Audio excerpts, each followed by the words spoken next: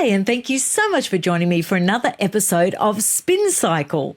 Well, we have something quite juicy to discuss today. I'm referring to the joint investigation between Channel 4 and the Sunday Times that dropped just before Prince William headed off to Cape Town for the Earthshot Prize. I was a little bit concerned about that because I thought, oh, the poor guy, give him some clean air, because every time he goes off to do the Earthshot Prize, some big story drops that is designed to undermine everything he's doing and everything the royal family's doing. And, you know, most times it hasn't succeeded, but I was scared that this might gain a little bit of traction. But it didn't, luckily, it didn't. And I think that's largely due to the fact that it was a very poorly produced program. I think heads should roll at Channel 4. Honestly, it looked like something that a 14-year-old would cobble together for a school project. It had the over-dramatic, manipulative music. It had just laughable transitions. I mean, they were just really quite pathetic. It looked like someone had actually edited it in iMovie. Plus, there was inconsistency. You couldn't take anything seriously. When they gave examples of the huge amounts of money that the royal family were actually gaining, there was inconsistency in how they presented that. They would produce some large sum of money and then they would say, collected over 120 years. So it'd be in the millions, but then sort of in a very low voice, very quickly, then Rachel would say, collected over 120 lease period.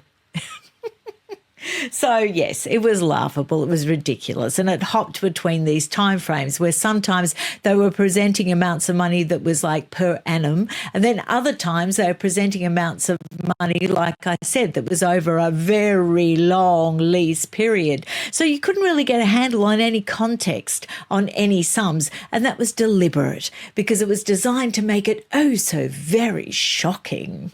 Now, I don't want to dwell too much on what they presented in the program. I'm just going to present some quick facts, but I want to get into something that's a little bit juicier, and it actually points to who they were trying to impress with this program. So let's have a look at the dramatic Sunday Times headline. Revealed the property empires that make Charles and William millions. Oh my God. The Sunday Times has uncovered every plot of land owned by the ancient duchies of Lancaster and Cornwall and the business deals with the NHS, schools and military that help fund the royals. Well, it doesn't actually help fund the royals, but there was all this sort of duplicitous language that was designed to confuse people. But when people were reacting to this, people that maybe don't have the knowledge to hand, they were sort of mixing up the difference between what was crown land and what was private and what was private income and what was actually crown income. And, you know, it was just a mess, and it was designed to be a mess, and it was designed to confuse, and it was designed with a very clear agenda in mind. It basically was just a big bit of propaganda. I mean, they really didn't try to hide it at all. So in a 5-month investigation, like I said, I do not believe that timeline. I believe that timeline was presented in order to protect possibly people that were involved that maybe shouldn't have been involved. We used the royal addresses to uncover their business contacts and discovered how the duchies are making millions of pounds each year by charging government departments, councils, businesses, mining companies and the general public via a series of commercial rents and feudal levies on land largely seized by medieval monarchs. Well, the basic fact of it is that there was a deal done long, long ago. What was going to happen, what was going to be allocated as private income. Now, at the time that the Duchies of Cornwall and Lancaster were actually assigned to the royals or allowed to draw private income, they weren't making any money. They were actually operating at a loss. They were just awful. So the royals actually brought in people that knew what they were doing. Also, they actually introduced a lot of government oversight. And you will see just how much government oversight there is. Now, this private income that they derive from the duchies, they voluntarily pay 45% income tax on the profit. Now, that's very kind of them, isn't it? Now, Prince Charles deducts any costs that he has related to his work for the country, but other than that, he voluntarily pays income tax. Now, they can't gain from any capital gain from any of the properties that are owned. There's very strict conditions on it. I mean, you'd have to get it signed off by 1 million people before they could even do anything with anything that they actually own. And I'm going to show a bit of that right now. So let's have a look. So the day-to-day management of the Duchy of Lancaster is administered by the Duchy Council, which is responsible to the Chancellor of the Duchy of Lancaster, a government appointee. So let's make that very clear. A government appointee. It's overseen by a government appointee. And I'm labouring that point because if you're going to get all poopy about supposed, secrecy and bad management and charging too much for what they're actually renting out or anything like that, you need to look at the government appointee, because if that's the case, they're not doing a very good job in the public interest, are they? Next, the financial and environmental performance of both duchies is independently audited and freely available on their websites. When this story broke, I went to see those reports, and do you know what? They go back a long time. They pretty much go back to the original agreement, and it's a full report published every year, and you can see everything, all the assets, all the income. A full report is made. It's freely available to the public, so there's not really a lot of secrecy, not like that dreadful program implied. Oh, it was do you remember seeing that program that Oprah Winfrey pushed, eons ago, and it was called The Secret? Well, it's like they copied the transitions and the melodrama from the 1990s or the early 2000s, because it was all this dramatic sort of dum and sort of heavy bass drums and menacing music denoting nefarious practices and a lot of secrecy.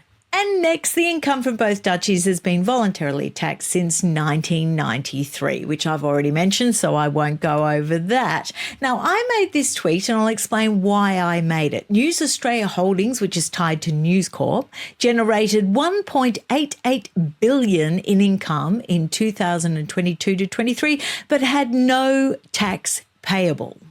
Cue the outrage. The King and the Prince of Wales voluntarily pay income tax on the revenue generated from the two duchies.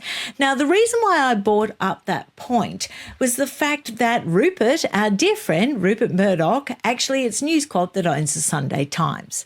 So my point was about the enormous hypocrisy about the fact that they can delve into the private assets of King Charles III. They can delve into the private assets of Prince William, and I don't see that they really care that much. Like I say, they publish everything every year on a public website. But does Rupert divulge to us all his private assets and everything that he does? Do most MPs? I know they have to declare sort of interests that may be contrary to their position in government, but I don't know. I'm sure there's a fair bit that's owned by external or far-removed family members that we never even hear about. And also, private tax affairs of private citizens is not usually delved into by Channel 4. But I, for one, would really love to see if they could delve into Rupert Murdoch, because I am sort of astounded that after receiving $1.88 billion profit from something closely affiliated with News Corp, why didn't he pay any tax? I'm paying a lot of tax. I'm paying so much tax it's nearly crippling me. So why aren't you, Rupert? So now we will get on to the juice, and this is indeed the juicy bit of Spin Cycle this week. Let's have a look at this. The board is appointed by the television regulator Ofcom, lovely Ofcom, in agreement with the Secretary of State. in agreement with the Secretary of State for Digital Culture, Media and Sport. And who might that be? Lisa Nandy, who was appointed to the role of Culture Secretary in July, following Labor's win at the general election. She's the 12th person to have held the role in the past 11 years. Well, so what, Shauna? She's just a government appointee. I know she's in charge of Channel 4. What on earth are you referring to? What does it matter who's in charge of that portfolio? Are you suggesting nefarious practices by Lisa Nandy? No, I'm not. I'm just saying that Channel 7 might have been quite keen to impress their new boss. And why would they be quite keen to impress their new boss? Well, let's see what Lisa Nandy said about the royals over the past 5 or 6 years, shall we? I'd quite like to see Queen Meghan at some point. Labour hopeful because they hadn't made it to government yet at this point, because this is back in 2020. Lisa Nandy said she would like to abolish the monarchy, but admits she wouldn't mind if Prince Harry and Meghan Markle took the throne. That seems a little contradictory there, Lisa Nandy, doesn't it? She wants to abolish the monarchy, off with their heads, more or less in sentiment. Only in sentiment, I'm not implying anything else. And then she'd like to see Queen Meghan. And she wouldn't mind if Meghan and Harry came to the throne. She said a lot over the years. By way of background, Lisa Nandy was one of the 72 female MPs who signed an open letter to Meghan Markle in October stating they believed there were colonial undertones in the way she'd been treated by some sections of the media. Remember that? Remember that? Yes, isn't it interesting? And now she's in charge. Really, Channel 4 are answerable to her. She's really their new boss, which makes me think that maybe the program was cobbled together after she actually rose to power in control of Channel 4. But if I'm wrong, I do apologise. It's just personal opinion. Now, the reason why I think the timeline might be even tighter than that was, do you remember that when Meghan Markle was actually accused of bullying by Valentine Lowe in a Times article, interestingly, just before the Oprah Winfrey interview? Well, Lisa Nandy at the time was called on by the media many times on many programs to say, well, don't you have reason for pause? Aren't you a little bit concerned about these allegations of bullying? I mean, after all, there were people that worked for her. They wished to remain anonymous, but evidently enormous damage was done.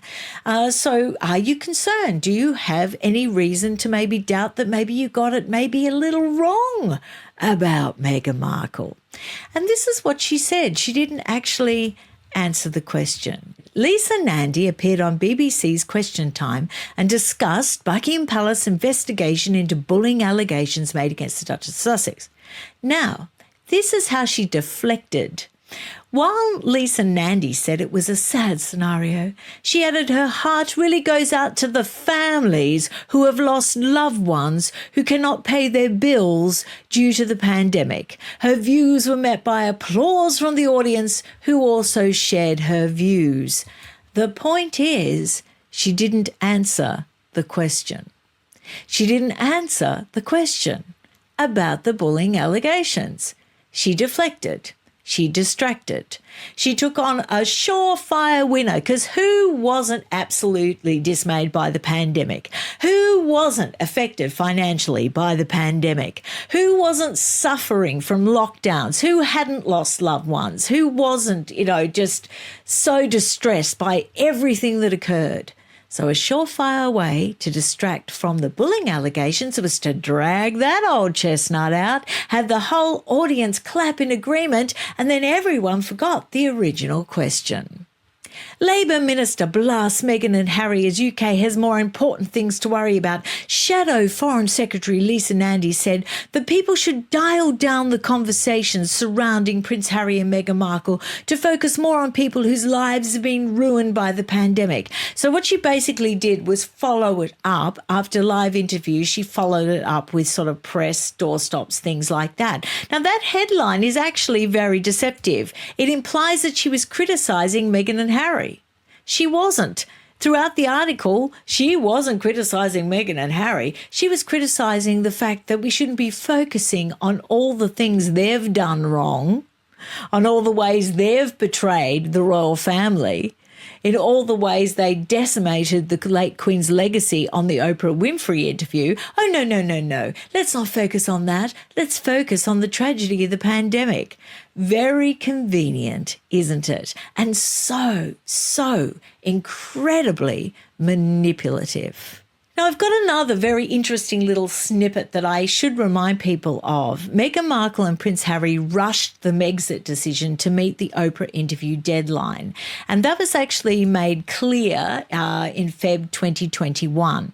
The reason why they rushed it was because they wanted to be free to actually really do a deep sort of attack on the royal family during the Oprah Winfrey interview. They wanted to be free and clear. They wanted to be able to accept possibly, money that may stem from that interview, offers that may stem from that interview, clearly the Netflix deal, clearly the Spotify deal, which was sort of it's all sewn up before the Oprah Winfrey interview.